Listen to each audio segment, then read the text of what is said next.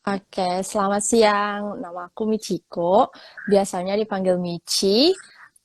Aku sekarang kerja di Australia dan dulu aku kuliah di Atmajaya Semanggi. Kakak tahun berapa masuk kuliah dan lulus tahun berapa? Aku waktu itu masuk kuliah Atma Semanggi dari tahun 2015, terus lulusnya tahun 2019, Oktober. 2019. Oh, oke. Iya, Nice. Dari data yang aku tahu nih, info bahwa sekarang Kak Michi bekerja sebagai ESL dan TSOL teacher di Greenwich English College, Melbourne. Kakak udah berapa lama sih mengajar menjadi teacher? aku kerja di Greenwich College itu dari bulan Desember. Jadi sekitar 5 mau menuju 6 bulan. Iya. Oke. I see. Nah, mungkin untuk viewers kita nih ada yang belum tahu apa sih itu ESL, TSOL teacher. Bolehkah Kakak jelasin sedikit? Oke, jadi ESL itu singkatan dari English for Second Language dan TESOL itu singkatan dari Teaching English to Speakers of Other Languages. Jadi intinya kita ini sebagai guru mengajarkan bahasa Inggris kepada um, murid-murid yang belajar bahasa Inggris sebagai bahasa kedua atau enggak mereka itu juga Oke. penutur bahasa asing, jadi penutur bahasa lain I gitu. see. Ya, Berarti kakak ngajar bahasa Inggris untuk foreigners ya? yes, betul. Oke, boleh nggak sih kakak ceritain pengalaman kakak selama menjadi ESL dan TSOL teacher di Greenwich English College ini? Berarti pengalaman selama 6 bulan terakhir ya? Ya, betul. Jadi ya pertama-tama aku itu tentunya di training dulu. Dalam maksudnya training itu seperti kayak bukan di training untuk mengajar ya, tapi lebih ke kayak diintroduce gitu. College ini itu seperti apa, terus prosedurnya seperti apa. Jadi seperti kayak orientasi untuk guru baru gitu loh intinya. I see. Iya, habis itu ya udah kita cuma dikasih uh, kayak arahan kalau aku itu mengajar level yang mana. Karena di Greenwich College itu kita ada 5 level, ada beginner, elementary, pre-intermediate, intermediate, sama upper intermediate. Dan itu untuk general English-nya. Dan aku kedapetan untuk ngajar level pre-intermediate. Di situ juga aku mengajar dari berbagai umur, ada yang umur seumuran aku, ada yang lebih muda dikit, ada juga yang jauh lebih tua. Jadi aku mengajar bukan um, murid-murid kayak anak SMA atau anak SD, SMP, tapi lebih ke orang dewasa gitu. Berarti selama kakak ngajar ini, murid-muridnya kakak tuh diverse ya usianya ya? Nggak Iya hanya betul. satu golongan usia gitu? Yes. Oke, selama kakak menjalani profesi menjadi pre-intermediate teacher, mengajar ESL TSOL ini, uh, apa sih tantangan yang kakak hadapi?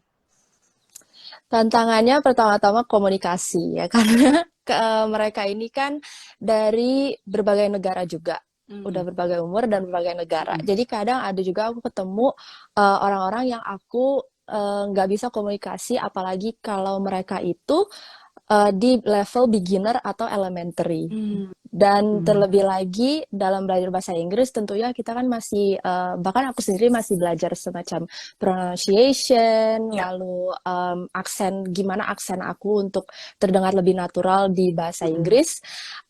Dan itu challenge juga buat aku karena pas aku ngajar di Indonesia kan aku belum benar-benar ketemu dengan orang misalnya dari um, yang Spanish speaking countries ya Oh, misalnya. oke. Terus mendengar orang berbahasa Spanyol bicara bahasa Inggris itu baru ketemu aksennya Hmm. di sini. Jadi aku benar-benar harus memahami bahasa Inggris dalam aksen mereka. Itu sih challenge aku pertama.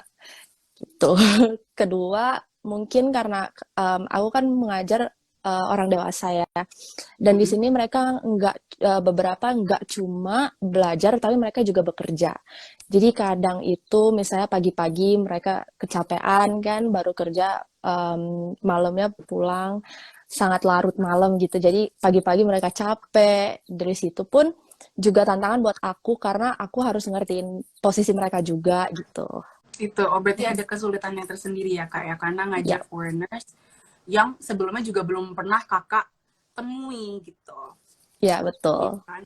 Terus aku pengen tahu deh, kalau kayak tadi pengalaman kakak untuk dengar orang yang bicara bahasa Inggris dengan aksennya tersendiri, Ya. kakak gimana sih tanggepinnya? Maksudnya kakak mengatasi masalahnya itu bagaimana? Oke, jadi untuk aksen mereka, kalau misalnya pun pronunciation mereka oke, maksudnya mereka pronounce itu em, sesuai dengan gimana kita pronounce bahasa Inggris, maksudnya Hmm, kata-kata dalam bahasa Inggris itu. Cuma mungkin karena aksennya yang sangat kental, jadinya aku yang kayak ah sebenarnya ini ngomong apa ya gitu. Nah, Kakak agak cara kesulitan paham aku juga ya.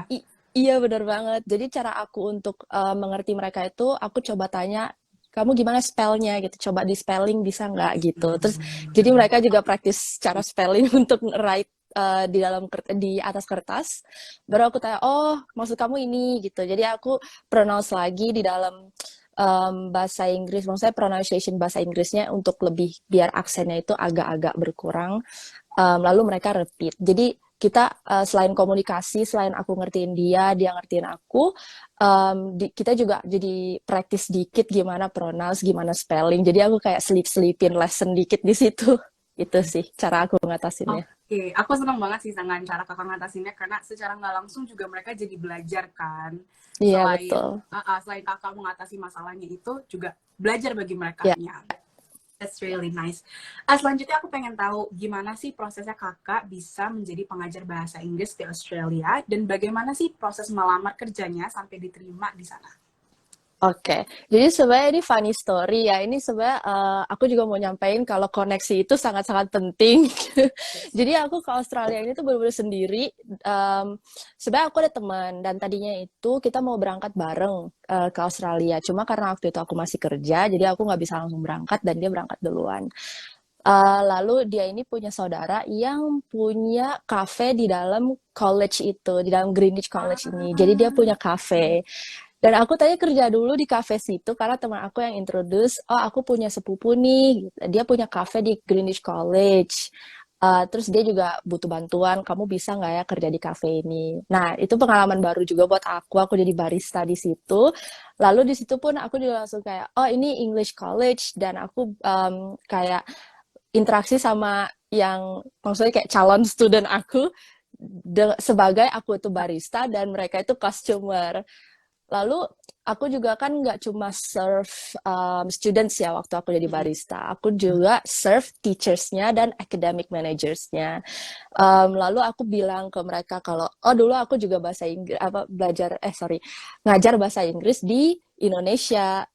Terus mereka langsung kayak oh kita ini lagi nyari guru gitu, kamu nggak berminat kamu nggak berminat untuk apply. Terus aku kayak emang bisa ya, ya udah aku akhirnya ngobrol sama mereka apa aja yang aku butuhin, dan di situ memang aku nggak bisa langsung apply kayak kasih CV gitu, nggak bisa.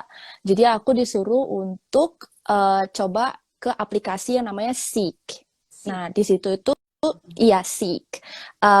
Jadi kayak semacam LinkedIn, tapi kalau LinkedIn itu lebih kayak profile dan kayak connect gitu ya. Tapi kalau Seek itu bener-bener job search gitu. Oke. Dan di situ aku cari nama college-nya, aku apply dari situ, baru dikirim email untuk interview, dan mereka kasih tahu kalau mereka itu butuh kualifikasinya ini, gitu.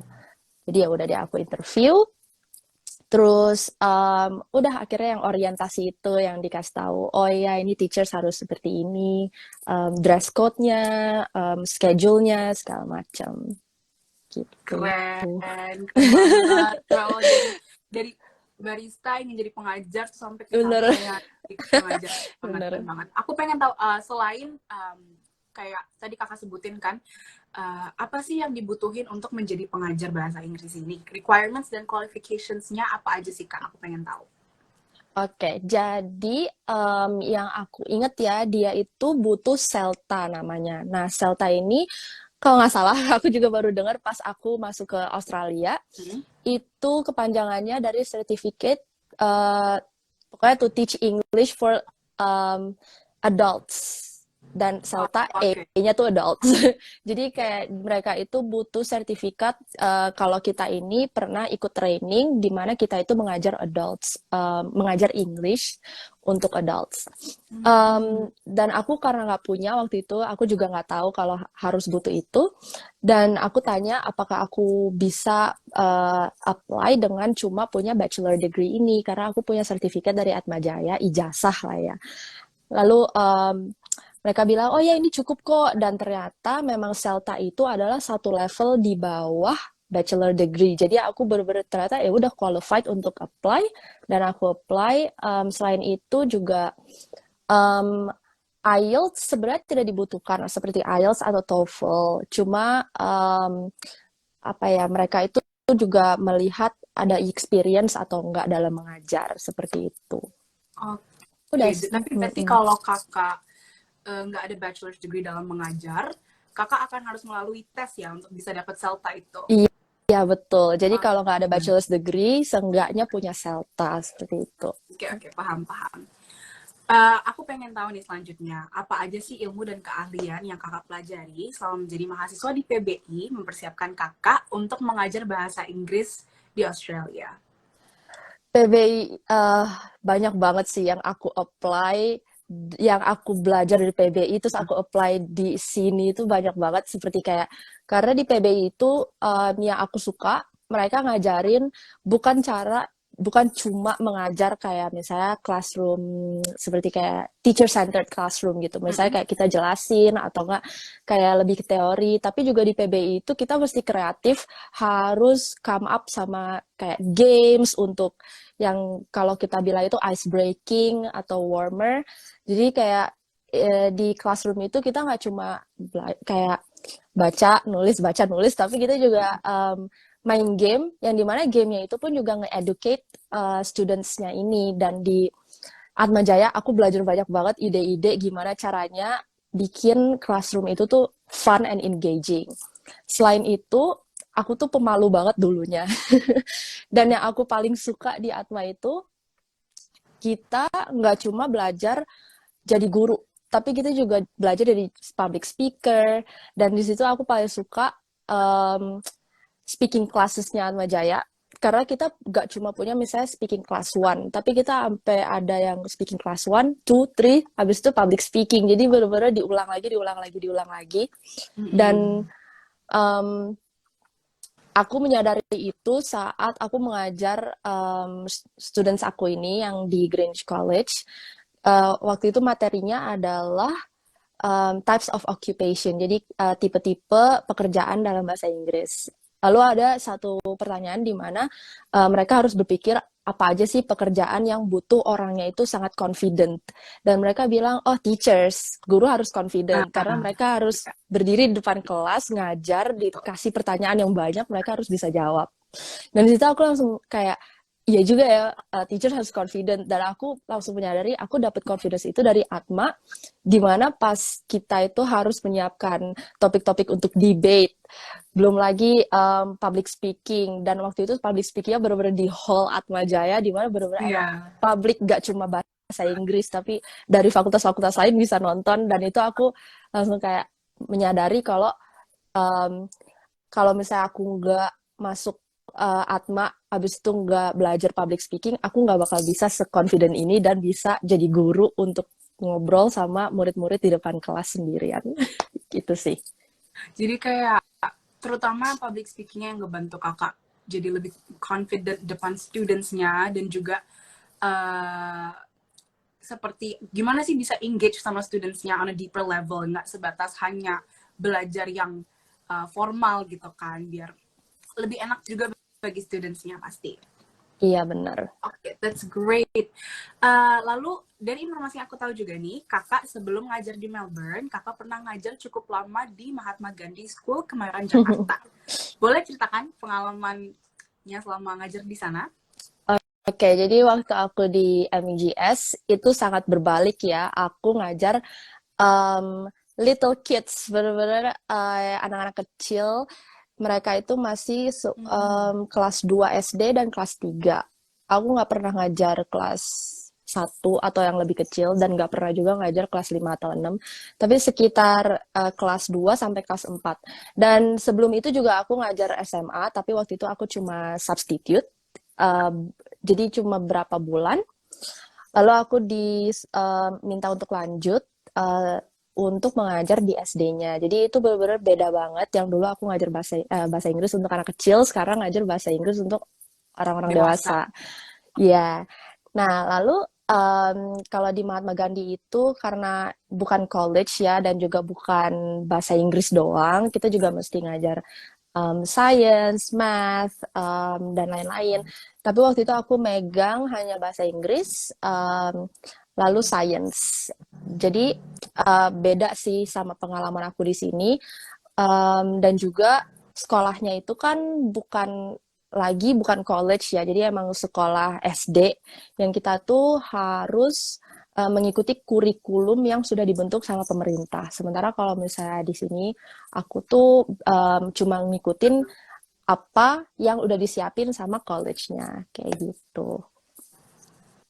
Oke, terus kalau dari pengalaman kakak ngajar di MGS, apa sih yang paling perbedaan yang paling kakak rasakan sama sekarang ngajar di Australia?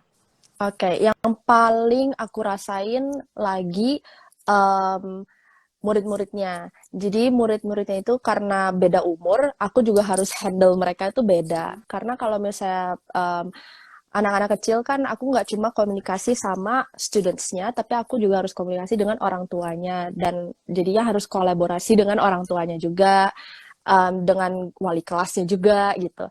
Nah, sementara kalau misalnya di Melbourne ini ya udah aku cuma komunikasi dengan murid aku karena mereka juga udah dewasa, mereka bisa menentukan pilihan mereka sendiri. Jadi itu sih yang bisa bikin aku ngerasa oh ini perbedaannya. Kalau untuk budayanya itu nggak jauh beda sih. Budayanya kita juga sama-sama ya harus lebih sopan lah untuk lebih respect juga. Dan itu nggak cuma untuk guru tapi juga untuk studentsnya. Kita harus sama-sama saling respect, harus saling ngertiin. Cuma perbedaannya itu kembali lagi dengan komunikasi. Budaya nggak terlalu beda, cuma selain itu ada juga seperti materinya. Kalau misalnya dalam hal mengajar ya, materinya mungkin memang sama aja, misalnya kayak present simple, past simple, tapi cara aku mengajar itu beda karena kalau di Indonesia, sorry, di MGS itu murid-murid aku udah jago banget bahasa Inggris. Oh, Karena iya, karena mereka kan udah dilatih dari kecil maksudnya cara ngomong bahasa Inggris, jadi mereka lebih fasih. Jadi aku merasa kayak aku nggak perlu meluangkan waktu lebih banyak di classroom untuk mengajar apa sih past simple, apa sih formnya. Mungkin aku introduce aja, tapi aku nggak perlu jelasin banyak gitu. Nah, sementara kalau misalnya untuk di Greenwich College, mereka itu kan baru belajar saat mereka udah umur lebih dewasa. Jadi aku harus lebih theoretical, apa sih ini formnya, adjektif itu apa. Jadi beda di cara ngajarnya tuh di situ. oke, cukup beda ya Kak untuk ngajarin, bahkan hal sesimpel kayak grammar pun metode mengajarnya harus beda menyesuaikan sama kemampuan muridnya juga pastinya kan. Yes, betul. Oke, kalau untuk jumlah siswa per kelas dan durasi pembelajarannya, bedanya apakah cukup jauh bedanya Kak? Oke, kalau misalnya jumlah kelas lumayan jauh ya. Jadi kalau di MGS aku waktu itu satu kelas sekitar 25 itu maksimal. Tapi kalau misalnya di college ini aku maksimal itu 17 atau 18 itu udah maksimal. Iya, jadi nggak boleh lebih dari itu. Um, Kalau misalnya untuk durasi, standarnya sekolah di Indonesia itu adalah dari jam 7 pagi sampai kalau SD sampai jam 1 siang. Tapi kadang kita juga bisa stay back untuk ngisi form, misalnya ngisi raport.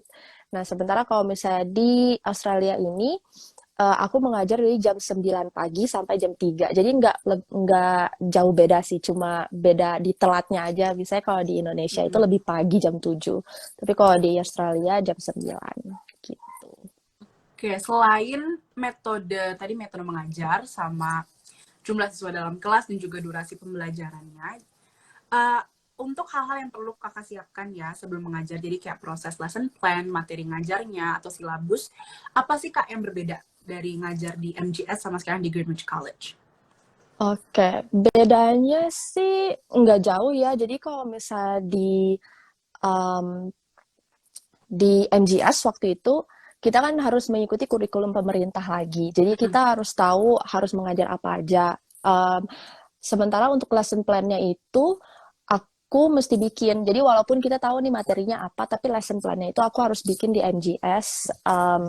Dan misalnya kita kan harus mengajar sesuai dengan kelasnya. Sebenarnya sama aja sama di Australia di Greenwich, cuma bedanya kalau di Greenwich itu kita nggak ada kurikulum pemerintah untuk di college-nya. Oh, I see. Cuma mm-mm, cuma kita itu harus ngikutin unit apa yang harus diajarin dalam minggu itu. Jadi minggu itu misalnya aku mengajar unit 8 dan semua guru pre-intermediate harus mengajar unit yang sama, tapi kita bisa bikin misalnya berbeda. Misalnya kayak aku cara ngajarnya, aku maunya hari ini practice writing, tapi guru lain maunya practice speaking, itu bisa seperti itu. Dan kita juga bisa kayak misalnya potong materi, misalnya karena aku mengajar cuma Senin sampai Kamis, cuma 4 hari, jadi kadang itu nggak cukup materinya terlalu banyak untuk di cover dalam 1 minggu itu. Jadi aku bisa potong materi mana yang mau aku ajarin, mana yang nggak mau aku ajarin. Kayak gitu. Cuma kalau misalnya di MGS, aku nggak bisa. Aku harus mengikuti kurikulum. Aku nggak bisa potong materi. Aku harus ngejar jadinya. Kayak gitu. Bedanya itu sih. Berarti kalau di MGS lebih ada patokannya ya kak dibandingin di Greenwich sekarang. Kakak lebih prefer yang Iya. mana? Kalau aku bisa tahu, lebih senang cara ngajarin kayak gimana? Aku sejauh ini sebenarnya ada plus minusnya sih. Cuma aku sejauh ini lebih prefer di Greenwich karena eh, aku kan mengajar orang-orang dewasa ya. Jadi aku bisa coordinate sama mereka itu lebih mudah. Dan mereka juga tahu kalau mereka itu harus belajar kayak gimana. Mereka punya tanggung jawab belajar, maksudnya punya tanggung jawab dalam pembelajaran mereka sendiri. Sementara kalau anak kecil yang aku tahu kan mereka, iya mereka ada yang mau belajar, tapi ada juga yang misalnya mau main, dan itu wajar banget karena mereka kan anak kecil, mereka maunya main, maunya interaksi sama teman-teman yang lain.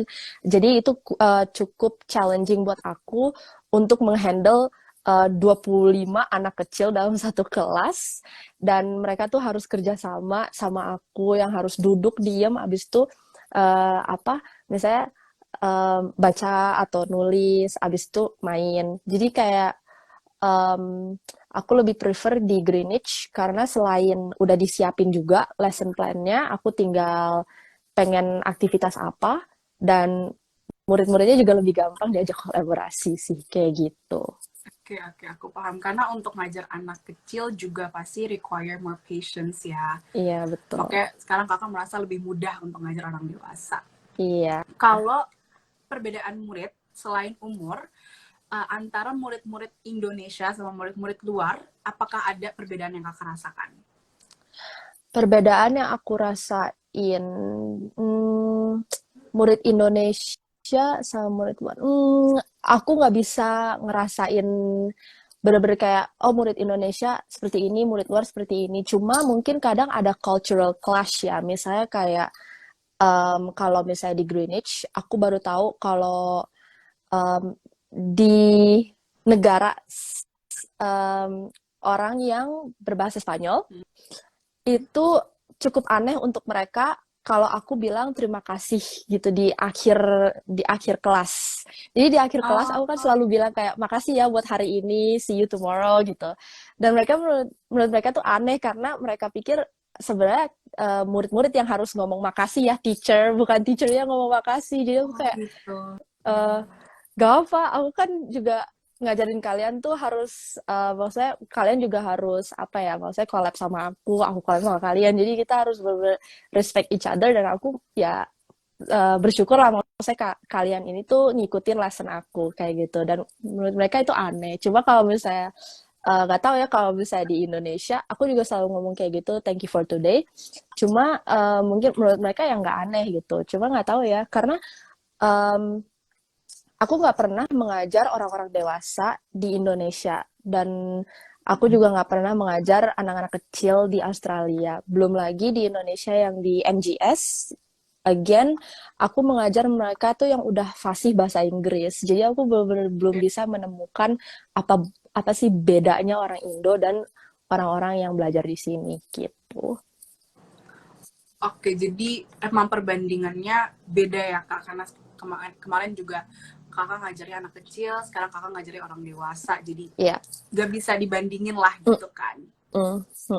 betul. Oke, aku sekarang mau flashback sedikit, selama Kakak menjadi mahasiswa di PBI, apa sih yang membuat Kakak memutuskan untuk bergabung sebagai keluarga PBI Atmajaya? Apakah itu kemauannya sendiri atau ada alasan lain? Boleh dijelaskan sedikit? Oke, jadi aku pas di SMA, jujur uh, aku kayak last minute.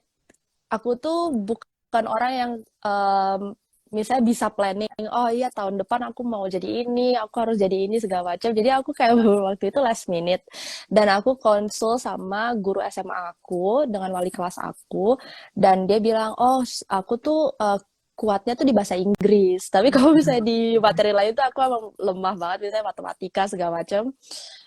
Jadinya aku langsung bilang ke teman-teman aku kayaknya ngambil bahasa Inggris. Dan waktu itu karena belum tahu juga harus ngambil sastra atau pendidikan, jadinya aku belum bisa menentukan sampai akhirnya aku ketemu Atma.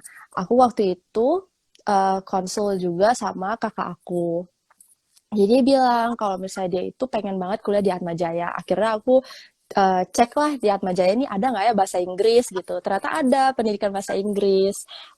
Terus kebetulan teman aku yang aku suka konsul juga sama ini sama dia, itu dia juga mau masuk Atma, tapi dia masuknya akuntansi. Jadi aku ngerasa kayak, oh ya udah aku masuk Atma, tapi aku pendidikan bahasa Inggris.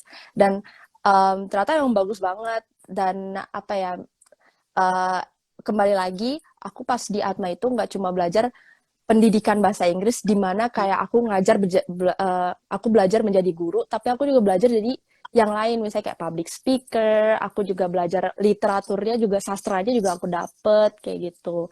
Jadi aku ujung-ujungnya ya dapetnya sepaket gitu, sastra sama pendidikan aku dapet di situ.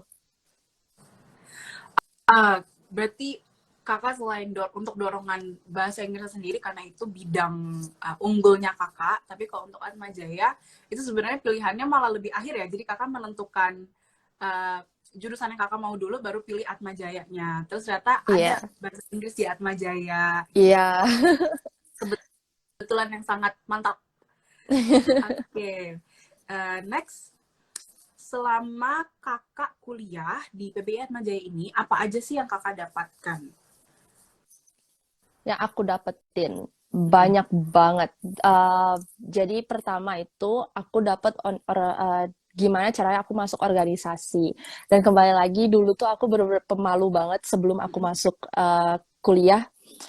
Dan aku tuh bahkan kalau presentasi tuh kayak bisa gemeteran gitu karena aku dilihatin sama banyak orang. Jadi aku bener-bener takut banget. Nah, tapi di Atmajaya aku tuh diajarin nggak langsung didorong untuk public speaking, tapi gradually diajarin lagi ini speaking bahasa Inggris seperti ini, abis itu seperti ini. Terus aku paling inget itu kelas speaking itu kita ada dua tipe.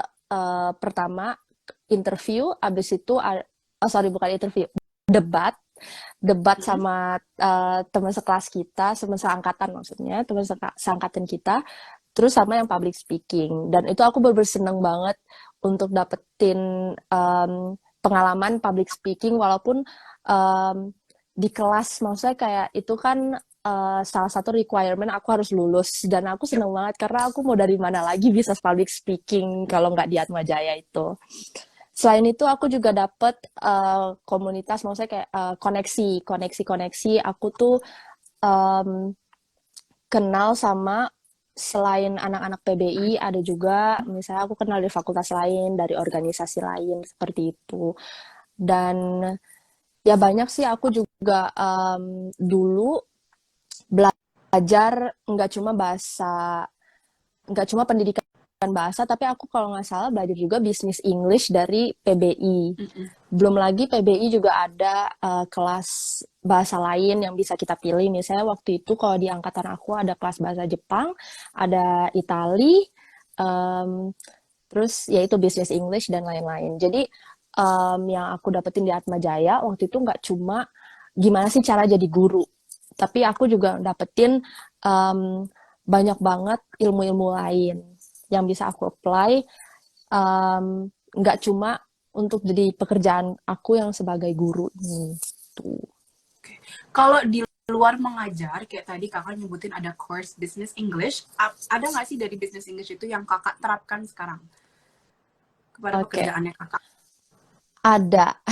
Jadi aku di Greenwich ini um, sempat juga nge-cover English for Business. Jadi di Hmm. Greenwich ini juga ada courses lain selain General English yang tadi yang beginner, elementary dan lain-lain itu, kita juga ada kelas IELTS dan kita juga ada kelas English for Business, ada juga pronunciation dan lain-lain. Dan di situ aku pernah nge-cover kelas English for Business dan aku belajar kayak phrases in formal English itu tuh apa aja. Dan di situ yang aku ingat dari Atma, aku terapin lagi. Belum lagi dari kayak sources materialsnya itu yang waktu itu dipakai sama dosen aku untuk mengajar English for Business. Aku coba cari-cari di Google, maksudnya Gmail aku ada apa enggak. Dan di situ ternyata ada yang aku temuin dan aku akhirnya pakai source itu juga untuk mengajar English for Business. Jadi aku juga belajar dari dosen aku gimana caranya aku mengajar materi ini kayak gitu. I see. Tadi kakak sempat nyebutin bahwa dapat juga pengalaman organisasi di Atma Jaya. Sama kakak jadi mahasiswa, kakak menjadi bagian dari organisasi apa kak, kalau aku boleh tahu? Organisasi aku yang paling aktif itu pertama UKM K3J. Jadi itu Ah, bahasa Jepang. Iya, betul. Nah, di situ again aku ketemu banyak orang. Belum lagi aku juga punya koneksi dengan pertukaran pelajarnya. Jadi 3 orang Jepang yang datang ke Atmajaya itu, aku akhirnya ngobrol sama mereka dan build koneksi sama mereka dan akhirnya kenal sampai sekarang. Um, dan setahu aku yang waktu itu juga 3 pertukaran pelajar itu mereka masuknya ke bahasa Inggris. Jadi mereka belajar bahasa Inggris dan aku jadi ketemu mereka hampir tiap hari di K3J dan juga di fakultas di PBI kayak gitu. kalau kesan kakak sendiri tentang lingkungan belajar di PBI gimana sih? Lingkungan pelajar di PBI, um, aku nggak tahu ya mungkin aku beruntung, tapi emang satu angkatan aku itu benar-benar kita ini saling bantu waktu itu. Jadi aku apalagi kalau misalnya kita pemilihan KRS ya, karena kan um, limit kuota kelasnya itu kan juga ada ya. Jadi kita tuh benar-benar ngebantu satu sama lain, ayo jangan telat KRS-nya diisi segala macam. Selain itu juga dosen. Nah, aku ini eh, nggak terlalu waktu itu nggak terlalu aktif di organisasi bahasa Inggrisnya sendiri. Cuma aku em, apa ya misalnya waktu butuh bimbingan, konsul, punya pertanyaan seperti itu, aku coba datang ke dosen-dosen yang aku kenal dan juga yang aku sering lihat maksudnya di kelas karena ada juga beberapa dosen yang aku ketemu misalnya cuma satu kelas itu. Tapi ada juga dosen yang aku ketemu di kelas ini, baru nanti di kelas ini aku ketemu lagi. Nah, di situ aku jadi lebih kenal sama dosen itu dan aku lebih confident untuk tanya mereka tentang kesulitan-kesulitan aku di bahasa Inggris di PBI. Jadi menurut aku lingkungan di PBI itu aku nggak pernah sih kesusahan untuk kayak coba blend in, aku nggak pernah kesusahan. Belum lagi nggak cuma angkatan aku, di seniornya juga. Kayak di kakak angkatan aku, mereka juga kasih aku pelajar, misalnya kayak pengalaman-pengalaman mereka sebelumnya. Jadi kalau misalnya aku nggak tahu, aku harus ngapain sih di sini, aku harus kemana, ke siapa. Jadi aku tanya juga ke kakak-kakak angkatan aku dan mereka bener-bener suportif dan ngebantu banget. Jadi aku nggak pernah ngerasa kayak kesulitan di PBI. Gimana sih cara untuk ngerjain tugas ini atau gimana sih untuk bergabung di organisasi ini segala macam gitu. Berarti nggak hanya teman angkatan kakak sendiri, tapi juga cutting dan dosen-dosennya very helpful dan hubungannya juga sangat erat ya kak ya. Iya, betul banget. Aku jujur sekarang pengalaman aku juga jadi mahasiswa PBI, aku juga ngerasain bahwa semuanya itu sangat mudah berkomunikasi sama semua yang menjadi bagian dari PBI gitu. Oke, kalau untuk kakak sendiri, ada nggak sih pengalaman yang paling berkesan selama menjadi mahasiswa PBI? Pengalaman paling berkesan. Ada beberapa yang aku inget, berarti berkesan banget karena aku inget. Itu balik lagi ke public speaking segala macam. Itu aku seneng banget sama kelas-kelas speaking. Selain itu, aku juga pernah ikut kayak seminar-seminar workshop yang diselenggarakan oleh PBI, misalnya kayak IELTS. Itu aku belajar banyak banget karena aku sebelumnya nggak pernah ngambil IELTS sampai akhirnya aku harus pindah ke Australia. Itu aku harus ambil tes IELTS. Dan aku ingat waktu di PBI, aku ikut workshop IELTS gimana caranya aku bisa speaking dengan baik untuk dapat IELTS band yang tinggi, terus juga writingnya segala macam. Jadi um, uh, dalam PBI sendiri, aku nggak cuma belajar dari misalnya dosen-dosennya, nggak cuma dari teman-teman aku, tapi juga dari event-event yang diselenggarakan oleh PBI. Lalu yang aku suka juga yang berkesan buat aku um, itu momen-momen kita kerjain skripsi. Itu sangat-sangat apa ya bikin kita tuh berkeluarga ya. Misalnya kita itu kan karena pusingnya bareng-bareng, kita paniknya bareng-bareng, apalagi mau deket-deket sidang itu tuh bener-bener satu angkatan tuh deg-degan semua. Jadi kita gimana caranya untuk kasih emotional support untuk masing-masing itu aku suka banget sih momen-momen itu. Belum lagi misalnya aku sama teman-teman aku punya dosen pembimbing yang sama waktu itu. Jadi kita konsul bareng-bareng dan di dalam konsul skripsi itu juga kita nggak cuma ngomongin skripsi tapi kita ngomongin misalnya kayak rencana kita nantinya gimana. Jadi balik lagi, makanya aku berani bilang kalau misalnya dosen-dosen dan teman-teman aku di PBI waktu itu, mereka sangat membantu karena nggak cuma dalam studi aku, tapi juga dalam rencana-rencana aku nanti seperti apa gitu. Ada nggak untuk kakak pribadi dosen yang paling kakak ingat atau paling berkesan bagi kakak dosen? Yang paling aku inget, sebenarnya aku inget semua dosen yang ngajarin aku, again, berkali-kali. Karena ada juga kan yang aku bilang tadi itu dosen yang misalnya cuma ngajarin satu kelas dan abis itu aku nggak pernah ikut kelas dia lagi. Itu aku masih inget mukanya, tapi kalau namanya aku mungkin lupa. Jadi kalau aku lihat aku pasti inget. Nah, dosen yang aku inget banget itu namanya Sir David karena dia pembimbing skripsi aku dan beliau juga udah di Australia, cuma aku nggak tahu dia di Australia bagian mana, mungkin Sydney kalau nggak salah. Dan aku sangat ingat beliau karena memang dia itu easy going, satu easy going, dan kedua karena dia meninggalkan aku sebelum sidang. Oh, Jadi jadi aku bimbingan sama dia, sama beliau. Aku bimbingan sama beliau. Terus akhirnya sebelum kalau nggak salah beberapa minggu atau beberapa hari sebelum sidang, uh, Sir David pindahlah ke Australia dan di situ aku bener-bener deg-degan karena aduh gimana ya aku di dalam ruangan sidang itu nggak ada dosen pembimbing aku yang bisa backup aku, tapi again ternyata emang aku terlalu panikan sih waktu itu. Balik lagi pas aku sidang itu walaupun gak ada Sir David, aku waktu itu dilempar akhirnya untuk bimbingan dengan Memlani.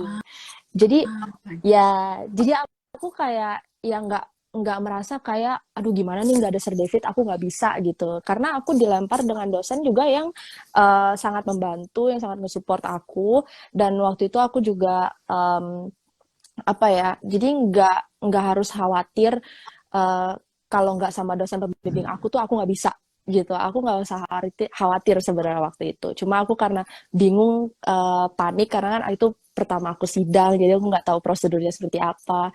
Dan ternyata waktu aku sidang itu ternyata nggak semenakutkan itu gitu, karena dosen-dosen yang di dalam sidang aku itu mereka kalau di pikiran aku kan mikirnya kayak, aduh gimana nih dosen pasti bakal nanya aku, nyerang-nyerang aku dengan pertanyaan yang aku nggak tahu gimana cara jawabnya. Tapi ternyata enggak, mereka itu enggak memojokkan aku waktu itu. Dan aku yakin emang sebenarnya memang dosen-dosen di Atmajaya, di PBI ya khususnya, itu mereka enggak apa ya, maksudnya enggak punya niat untuk kayak gimana nih caranya bikin mahasiswa ini tuh kelabakan gitu. Karena mereka walaupun aku bukan um, mahasiswa mahasiswa mereka yang maksudnya walaupun mereka bukan dosen pembimbing aku ya, tapi mereka tetap lagi dosen yang mengajari aku. Jadi mereka uh, dengan cara mereka sendiri itu mereka pasti nge-support aku walaupun di dalam ruangan sidang itu kayak gitu. Menyenangkan banget ya Kak, Mm-mm. pengalamannya Kakak selama jadi mahasiswa di PBI. Nah makanya nih untuk bagi viewers, kalian jangan ragu untuk join kuliah di PBI Atmajaya. Karena nggak hanya materi-materinya ini yang sangat membantu kalian, sangat insightful, kuliahnya menyenangkan, dosen-dosennya juga menyenangkan, teman-temannya helpful semua. Jadi dari obrolan kita selama kurang lebih 45 menit ini, kita bisa lihat bahwa Kak Michi passionnya ini memang di dunia pendidikan ya Kak, sebagai guru. Iya, benar. Have you always wanted to be a teacher Kak? Balik lagi aku bukan orang yang suka, maksudnya bukan orang yang bisa planning ya. Misalnya aku mau jadi ini, aku mau jadi ini. Karena pas aku kecil pun aku mau jadi segalanya. Aku kalau misalnya udah nonton, misalnya nonton film detektif, aku pengen jadi detektif. Nonton film ini, aku pengen jadi ini. Cuma memang aku ternyata dikasih opportunity untuk mengajar, jadi aku pursue-nya yaitu passion aku dalam mengajar. Um, dan sebenarnya aku orangnya juga suka belajar hal-hal baru. Cuma aku ujungnya ya balik lagi, oh ternyata aku lebih nyaman untuk menjadi guru. Dan makanya aku seneng banget aku itu dikasih bimbingan sama wali kelas SMA aku untuk mengajar, untuk ngambil bahasa Inggris. Dan aku seneng banget aku waktu itu bisa akhirnya konsul sama teman aku dan bilang, ayo masuk Atma aja, karena aku juga mau masuk Atma nih. Terus kebetulan memang aku apa ya, maksudnya bikin decisions yang ternyata memang sangat baik untuk aku juga gitu. Kakak ada nggak pesan-pesan untuk mahasiswa PBI yang ingin memasuki dunia kerja dan melanjutkan profesi menjadi pengajar seperti Kak Michi? Oke, jadi pesan-pesan aku sih selama masih di PBI, coba belajar yang sangat-sangat banyak karena apa yang kita belajar itu di PBI sangat-sangat berguna untuk kita bekerja, apalagi kalau pengen jadi pengajar ya. Dan juga yang aku pengen kasih tahu itu jangan cuma belajar materi yang diajarkan dosen, tapi belajar juga dari dosennya, bagaimana mereka mengajar, bagaimana cara mereka komunikasi dengan murid-murid, karena um, apapun yang dosen lakuin itu kita bisa belajar dari mereka, maupun di luar maupun di dalam kelas, dan itu kita bisa terapin di dalam diri kita sendiri untuk murid-murid kita nantinya gitu. Oke, kita udah ngobrol banyak nih ya mengenai profesinya Kamichi, apa aja yang Kamichi dapetin dari PBI, terus sekarang Kamichi terapkan bekerja menjadi pengajar. Gimana sih kemampuan dan ilmu yang dipelajari selama di PBI mempersiapkan Kamichi untuk menjalankan tugas-tugas Kamichi menjadi pengajar sekarang? Menurut Kamichi, seberapa penting memiliki kemampuan berbahasa asing, khususnya bahasa Inggris pada saat ini? Oke, pertama-tama kita ini komunikasi dengan bahasa ya, karena walaupun kita punya teknologi di mana kita bisa translate, kalau misalnya kita lagi texting, itu kita bisa translate dulu baru kirim. Tapi di real life itu kita tetap butuh kemampuan untuk berbahasa, untuk komunikasi dengan orang lain. Jadi menurut aku untuk belajar bahasa Inggris itu sangat penting karena selain menambah skill, kita juga bisa membangun koneksi lah ya dengan orang-orang lain. Dan itu nggak cuma untuk misalnya orang Indonesia, tapi sekarang aku juga jadi kenal sama orang dari Spanyol, dari Meksiko, dari Thailand. Jadi berbahasa Inggris itu bukan berarti kita oh ya udah ngobrol sama orang misalnya orang Amerika, orang Australia, tapi kita juga bisa ngobrol sama orang dari seluruh dunia yang bisa ngobrol bahasa Inggris dan itu sangat menyenangkan. Kita benar-benar bisa belajar nggak cuma bahasa Inggris, tapi dengan kita berkomunikasi bahasa Inggris, kita bisa belajar bahasa mereka. Udah gitu belajar budaya mereka. Jadi benar-benar bahasa Inggris itu tuh jembatan untuk kita um, tahu dunia luar, maksudnya negara-negara luar gitu. Terus belum lagi kalau untuk dunia kerja, bahasa Inggris itu sangat dibutuhkan, apalagi untuk misalnya nggak cuma nggak cuma menjadi guru bahasa Inggris, tapi juga misalnya mau kerja di company, itu bahasa Inggris juga valuable banget gitu. Dan menurut aku bahasa Inggris sangat-sangat dibutuhkan karena bahasa Inggris adalah bahasa yang global gitu. Jadi seluruh dunia pasti kalau misalnya nggak tahu nih mau ngomong apa, aku nggak bisa bahasa, misalnya aku nggak bisa bahasa Korea. Nah, jadi aku pakai ya bahasa Inggris gitu. Jadi kemampuan berbahasa asing, terutama bahasa Inggris sebagai bahasa internasional, ngebantu banget nih untuk kakak koneksi dengan orang-orang dari seluruh negara, nggak hanya negara Yes. West, nggak hanya negara West, jadi kayak nggak hanya Amerika atau kayak England, terus Ya. juga skill yang dibutuhkan banget untuk bekerja. Dan gak hanya jadi pengajar ya kak ya, untuk kerja dalam Ya. bidang lain juga bahasa Inggris sangat Mm-mm. valuable kan ya. Oke. Yes.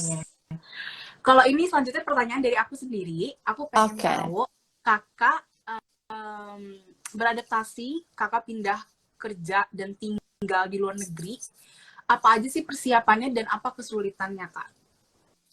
Oke, persiapannya pertama-tama pas aku masih di Indonesia, aku itu cari-cari informasi gimana caranya aku bisa pindah ke Australia untuk mengembangkan karir aku sebagai guru. Di situ aku cari tahu apa sih yang dibutuhkan dan akhirnya aku tahu aku harus ngambil IELTS, lalu aku mencari agent, maksudnya agent visa untuk aku bisa pindah ke sini secara legal. Dan kalau misalnya di sini pun um, pas udah masuk Australia, aku sangat-sangat didorong untuk menjadi ekstrovert, di mana aku nggak bisa nih cuma diem aja, aku nggak bisa um, menunggu kalau misalnya oh datang nih opportunity, tapi aku harus benar-benar cari dan ya di situ teman aku akhirnya ngasih tahu oh ini nih sepupu aku punya cafe, kamu mau nggak bantu? Dan walaupun aku nggak pernah kepikiran jadi barista, bahkan aku nggak pernah, maksudnya kayak passion aku pengen jadi barista, tapi aku ngambil aja gitu karena aku merasa oh ya udah ini pengalaman baru, aku belajar um, hal baru, belum lagi aku kenal sama orang-orang baru, jadi itu sangat-sangat menyenangkan buat aku. Ya udah aku ambil aja kesempatan itu dan ternyata kesempatan itu um, mengenalkan aku dengan kesempatan lain yaitu menjadi guru bahasa Inggris di Greenwich College. Jadi cara aku adaptasi di sini adalah aku nggak boleh takut. Aku nggak boleh takut untuk misalnya ditawarin kau mau nggak bantu di sini, kau mau nggak kerja di sini. Selama aku pikir oh ya itu sangat berguna, selama aku pikir itu aman juga dari orang aku kenal. Jadi nggak cuma misalnya strangers nawarin apa aku iya iya aja. Um, jadi aku langsung kayak oh ya udah karena um, dengan ngambil satu hal pasti aku dapetin banyak hal lain dan itu bisa lead aku ke hal-hal lain juga. Jadi you never know what you're going to get kalau misalnya kamu cuma ngambil satu dan ternyata kamu dapat banyak kayak gitu. Jadi untuk opportunity yang datang apapun itu pasti ada yang bisa kita ambil dari ngambil opportunity itu kan kak ya. Yes, betul. Oke, kalau untuk culture kak, apa yang paling kakak rasakan perbedaan culture di Indonesia sama di Australia? Untuk culture lumayan banyak ya dengan hal-hal kecilnya itu pun misalnya kayak aku punya temen di Australia dan aku diundang untuk makan itu mereka nggak perlu nunggu nggak perlu misalnya kayak aku kan pengen nih nunggu orang-orang misalnya apalagi em, orang tuanya teman aku ya, mereka itu masih ada yang masih siap-siap di dapur segala macam dan aku harus nunggu nih untuk makan bareng. Tapi teman aku bilang udah makan aja nanti dingin. Nah, di situ itu culture pertama. Culture kedua, aku pernah kasih mereka kasih tahu mereka ini nih makanan Indonesia yang aku suka. Waktu itu aku pilihnya yang paling basic adalah chicken sate yang bisa mereka bikin. Mereka makan nasi, dari situ culture yang aku bener-bener kaget itu mereka makan nasi pakai garpu. Mereka nggak bisa pakai sendok, nggak tahu kenapa. Itu hal-hal culture yang kecil seperti itu ada. Culture yang besar yang bikin aku kaget itu sebenarnya nggak ada yang bener-bener kayak aku culture shock gimana-gimana karena aku tahu kalau misalnya budaya Asia dan budaya di sini juga memang udah berbeda ya. Jadi aku udah prepare, udah siap kalau misalnya aku nggak bisa nih expect kalau dari aku dari Indonesia itu harus sama dengan culture sini karena aku juga udah tahu nggak mungkin gitu. Cuma untuk dalam berbahasa, kalau misalnya aku sendiri belajar bahasa Inggris Amerika, jadi aku belajar misalnya pronunciation dalam American English, belum lagi slangs dari American English, dan bahasa-bahasanya, maksudnya kata-katanya juga dari American English. Cuma kalau di Australia ini kan mereka juga nggak pakai American English, mereka pakai British English, tapi mereka juga campuran dengan American English. Dan di situ kadang, misalnya aku bilang pronunciation, misalnya aku bilang water, kayak aku pronounce my R's, tapi mereka enggak, mereka bilang water. Jadi aku di situ belajar lagi gitu. Oh, culture-nya maksudnya belajar lagi aksen mereka. Belum lagi kalau misal aku ke Subway, aku order pengen punya, maksudnya aku pengen ada bell pepper di sandwich aku. Tapi mereka di sini bilangnya bukan bell pepper, mereka di sini bilangnya capsicum. Jadi aku belajar lagi nih bahasa-bahasa baru. Oh, Iya, jadi aku belajar lagi bahasa-bahasa Inggris baru yang aku denger di Australia. Udah sih itu aja yang culture besarnya ya, tapi nggak ada yang sampai aku kayak shock gitu gimana, enggak sih, belum ada. berarti kurang lebih adaptasinya cukup nyaman ya, Kak ya? Yes, betul. Oke. Terakhir, ada Ya, nggak dari kakak sendiri saran untuk anak SMA atau calon mahasiswa sekarang ini yang mungkin masih ragu untuk masuk jurusan pendidikan bahasa Inggris? oke. Untuk saran sih, menurut aku kalau misalnya memang udah passionnya di dalam bahasa Inggris dan kayak aku, misalnya aku udah tahu nih di SMA aku kuatnya dalam bahasa Inggris, tapi masih ragu, aduh kalau bahasa Inggris doang aku mau jadi apa ya? Banyak banget. Dengan bahasa Inggris doang, kamu tuh bisa jadi banyak banget. Kamu bisa jadi guru, bisa jadi translator, bisa jadi interpreter. Belum lagi kamu itu bisa apply um, semua yang kamu belajar dari PBI ini ke luar negeri juga. Karena aku nggak pernah ya kuliah di luar negeri. Aku nggak pernah misalnya belajar di luar negeri dan aku akhirnya pindah di sini untuk aku apply apa yang aku belajar di luar negeri itu aku nggak pernah, aku justru belajar semua itu dari Indonesia dan itu semua dari PBI dan akhirnya aku bisa sampai sini. Jadi menurut aku nggak usah ragu kalau misalnya memang kalian udah tahu kalian passionnya di bahasa Inggris, kalian udah tahu passion kalian, udah tahu kuatnya kalian di mana, diasah lagi sih kalau menurut aku gitu. Jadi menurut aku kalau misalnya kalian udah tahu nih potensial aku, oh bahasa Inggris aku potensial aku tuh bisa dikembangin, kembangkanlah. Jadi jangan takut kayak, aduh aku nanti jadi apa ya? Karena again you will never know.